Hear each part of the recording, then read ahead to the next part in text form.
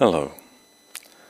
This is the first talk on the issue of where to make marks in a piece of art, and I want to present the basic ideas necessary to understand perspective. And so we start this discussion with the diagram drawn by Leonardo of his perspective machine. And I'll read the words given by Martin Kemp as a translation of the text Leonardo used. The draftsman's eye is to be placed at a distance from the glass, and the head is fixed by an instrument in such a way that the head may not be moved at all. Then one eye is covered or closed. The image of the object is next traced on the glass. The resulting design is itself traced to the proper drawing paper. If you wish, it can be painted using aerial perspective in a proper manner. Now, as it turns out, there are a whole bunch of designs for machines similar to the one in the drawing by Leonardo. But before we look at those, let's look at the essential elements of what I'm calling a Leonardo window. In the Leonardo window, there are four elements. Firstly, there is a scene, something that we want to draw. Having decided what we want to draw, we choose where we're going to stand to draw it, and then we use just one eye.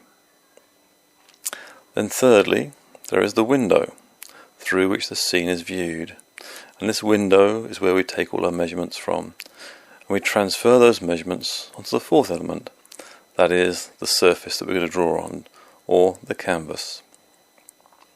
Now, often that isn't made of canvas at all, but made of paper, but I'm choosing to use the word canvas here. So if these four elements are present, we have a Leonardo window. And at this stage, as simple as it's been, the main purpose of the talk is done. All the principles needed to understand perspective have been established. However, due to the practical support that such devices can offer, some discussion of these devices and techniques that come under the umbrella of the Leonardo window are worthy of a little further discussion. In the famous text on learning to draw by Betty Edwards called Drawing on the Right Side of the Brain, extensive use is made of a very simple version of the Leonardo window, which is just a perspex sheet with crosshairs, and the sheet can be drawn on with an erasable fine felt pen. Now, Vincent van Gogh also created a device similar to the Leonardo window called a perspective frame. The interesting thing about Van Gogh's device is that it could not be drawn on directly, but was designed for taking measurements which would then be transferred to the painting. And recently, the well-known artist James Gurney has adapted his field easel to include a version of the Leonardo window. Now, James Gurney's version resembles some of the sketches from the Renaissance of similar devices, with a grid on the window, a cheek rest to keep his eye in a fixed location. Now, a great source for these Renaissance images, and it all matters to do with the historic development of the technical aspects of art, is the book The Science of Art by Martin Kemp. As we look through these, some of these devices vary about what the nature of the window is, and they even vary about what the eye is.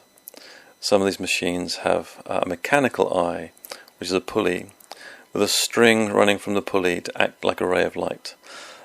Now, despite all the evidence for these devices, for a while there was an academic debate about whether all these diagrams correlated to real devices, or whether they were just schematic diagrams to demonstrate the principle of painting in perspective. Now, this debate was only possible due to a technique, or rather a collection of techniques, called sight size. In the sight size method, there is an imagined window. This imagined window is often called the picture plane. Typically, the picture plane sits vertically at arm's length to the painter. Measurements taken in the picture plane are then transferred to the canvas. This process of taking measurements in the picture plane is what gives rise to the artistic gesturing with pencils and paintbrushes so many people are familiar with. Now, there's an important extension to the sight size method, where the canvas size and the picture plane image are not the same size as each other. And so what ends up happening is that the image in the picture plane is scaled onto the canvas. And in order to achieve this, the measurements taken in the picture plane are not so much about precise lengths, but more about the proportions between the lengths seen in the picture plane. Now, the reason for this discussion was twofold. Firstly, it creates a mental model of perspective that we need later when developing some more formal thoughts on the subject. The idea that there is a scene, viewed by one fixed eye, through a window, and this scene is transferred to a painting, is what constitutes the Leonardo window. Without this mental model, all further work on perspective will be meaningless. But secondly, I have looked a little further than was needed for our work to show that even this simple thought can be used to engineer equipment or techniques that create more accurate drawings. Indeed, many great artists have used such devices, at least for part of their career. Before ending this particular discussion, we should take heed of Leonardo's advice on the limitations of this approach. And to quote, "There are some who look at things produced by nature through glass or other surfaces or transparent veils. They trace outlines on the surface of the transparent medium, but such an intervention is to be condemned in those who do not know how to portray things without it, nor how to reason about nature with their minds. They are always poor and mean in every invention, and in the composition of narratives, which is the final aim of this science."